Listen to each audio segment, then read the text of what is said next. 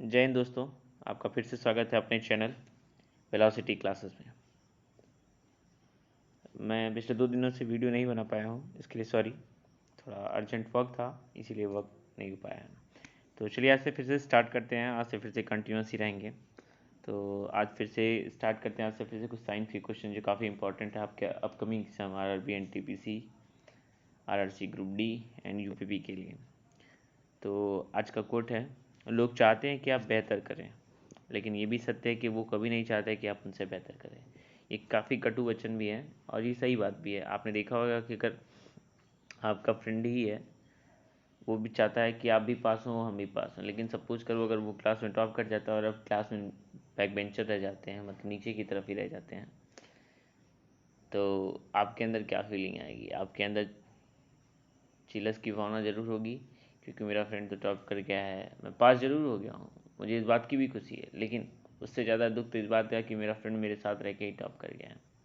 ये इंसान का स्वभाव है, इंसान का स्वभाव कभी बदलता नहीं है।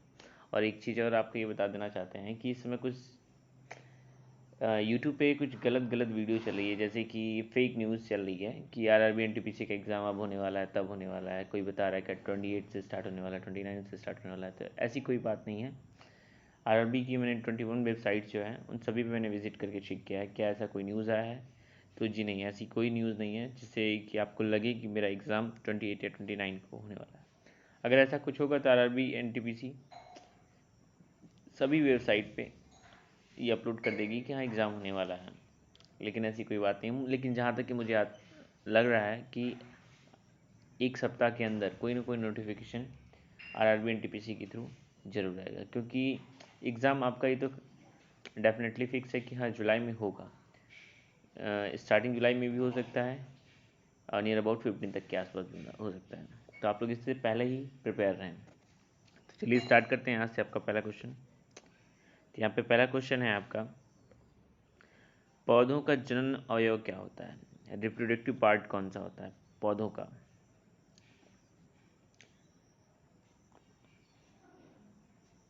क्या जड़ होता है, डंठल होता है, पत्ती होती है या पुष्प होता है? जी हाँ, इसका आंसर है पुष्प।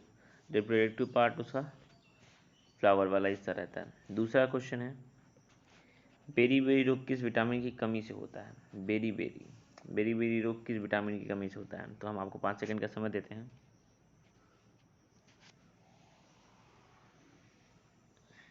समय समाप्त हुआ। बेरी बेरी रोग थायमिन की कमी से होता है। थायमिन किसको कहते हैं? B1 को कहते हैं। नाउ नेक्स्ट क्वेश्चन, किस ग्रह को लेटा हुआ ग्रह कहा जाता है? किस ग्रह को लेटा हुआ ग्रह कहा जाता है? शनि, शुक्र, अरुण या बृहस्पति?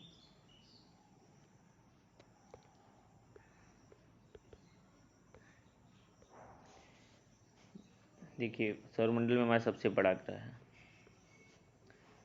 इसका राइट आंसर है अरुण।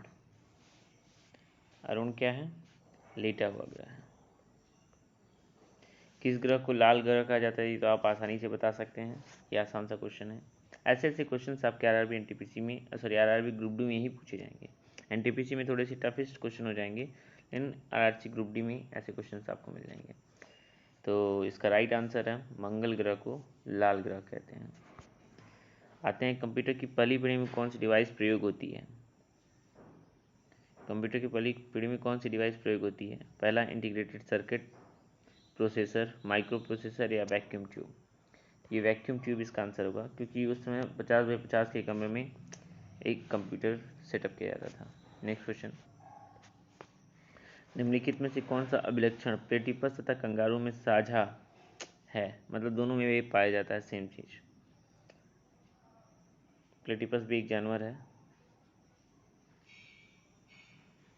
तो जी हाँ, कार्यपरक पश्चगुदी पुच्छ, मतलब ये भी कंगारू की तरह ही होता है, पीछे की तरफ पूंछ की तरह। अगला क्वेश्चन, दिए गए रुधिर वर्गों के समुच्चय में से किस एक के बीच रुधिर संचरण संभव, मतलब किससे एक से दूसरे में रक्त जा सकता है? ए और ओ। ए से ओ की तरफ जा सकता है, मतलब ए अपना खून ओ को दान कर सकता है। दूसरा है बी ए को दान कर सकता है, ए बी को दान कर सकता है, ए बी ओ को दान कर सकता है। तो जैसा कि आपको पता है, ओ दाता होता है, ठीक है। ए बी सर्वाग्राही होता है, सर्वाग्राही होता है, ए बी सर्वाग्राही होता है। तो ए बी क्या करता है, सब कुछ ले सकता है। ओ दाता, डोनर, ए बी एक्सेप्टर समझ लीजिए, ठीक है। तो ए से ओ की तरफ आ सकता है, मतलब ए अपना खून दे सकता है, तो ओ दाता है यानी ओ सबको दे सकता है, लेकिन सबसे ले नहीं सकता, तो इसलिए पहला आंसर तो गलत है। दूसरा, बी और ए, क्या बी ए को दे सकता था, ये भी पॉसिबल नहीं है, क्योंकि बी से ए नहीं, ए बी को दे सकता है। तो मैंने बताया था ए बी एक्सेप्टर है, किसी भी तरह का खून ले सकता है, तो जी हाँ सी इसका आंसर हो जाएगा। चौथा ऑप्शन भी चेक कर लेते हैं, क्या ए बी ओ को दे सकता है। ओ तो दाता है, लेकिन सिर्फ और सिर्फ ओ लेता है, और ए बी जो वो सब कोई भी ले सकता है, तो यहाँ पे चौथा आंसर भी गलत हो जाएगा। इसका राइट आंसर सी हो जाएगा। निम्नलिखित में से विषाणुओं से कौन सा रोग नहीं होता है। तो एक चीज़ आपको पता है, छोटी माता, खसरा, पोलियो, ये सब विषाणुओं से होता है। बस एक धनुष्टकार करके होता है रोग, जो नहीं होता है। अगले क्वेश्चन पे आते हैं, किसी मानव पसली ढांचे यानी केज में कितनी पसलियाँ होती हैं। आप अपने चेस्ट की पसलियों को काउंट कर लीजिए कितनी होती हैं। तो 12 एक साइड होती हैं, 12 एक साइड होती हैं, तो ओवरऑल कितनी होती है, 24 होती हैं। लास्ट की दो जो होती हैं वो फ्लोटिंग वेव्स होती हैं। हृदय वाहिका रोग और अतिरिक्त दाब के खतरों का सामना कर रहे व्यक्तियों के संदर्भ में निम्नलिखित कौन सा एक अच्छा कोलेस्ट्रॉल माना जाता है। एक अच्छा कोलेस्ट्रॉल किसको माना जाता है।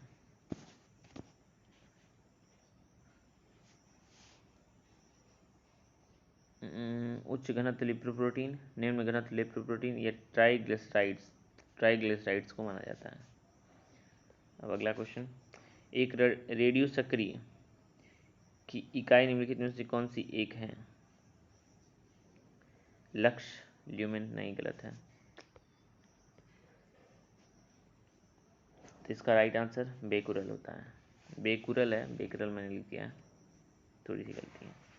फिर पश्चिम की ओर प्रक्षेपित कोई धन आवेशित कण किसी चुंबकीय क्षेत्र द्वारा उत्तर की ओर विचलित होता है, चुंबकीय क्षेत्र की दिशा क्या है। इस क्वेश्चन को आप सॉल्व करेंगे, और ये काफ़ी इंपॉर्टेंट क्वेश्चन भी है। एक बार मैं आपको कुछ थोड़ा सा डायग्राम बना के दिखा देता हूँ। पश्चिम की ओर प्रक्षेपित कोई धन आवेशित, मतलब कोई पॉजिटिव चार्ज है, पश्चिम की तरफ इसको सेंड किया जा रहा है, द्वारा विचलित होकर उत्तर की ओर चली जाती है।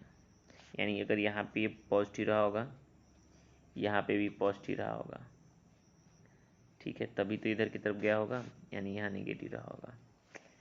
तो कण किसी चुंबकीय क्षेत्र द्वारा उत्तर की ओर विचलित हो जाते हैं, चुंबकीय क्षेत्र की दिशा क्या है।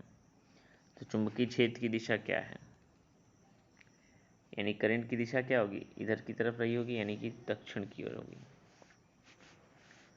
आते हैं अगले क्वेश्चन में, निम्नलिखित में से कौन सा नियम इस कथन को वैध ठहराता है कि द्रव का न तो सृजन किया जा सकता है और न ही विनाश। तो सीधा सीधा है, ये द्रव्यमान संरक्षण का नियम कहलाता है। परासरण का नियम आप जानते ही हैं, लाभ सतेलिए का नियम भी जानते हैं, ऊर्जा संरक्षण का भी नियम आप जानते हैं। तो आज के लिए बस इतना ही, धन्यवाद। अगर आपको मेरा वीडियो पसंद आया हो तो लाइक और सब्सक्राइब करना ना भूलें, ये काफ़ी इंपॉर्टेंट रहेगा आपके आने वाले एग्ज़ाम्स के लिए। धन्यवाद, लाइक और सब्सक्राइब जरूर करें।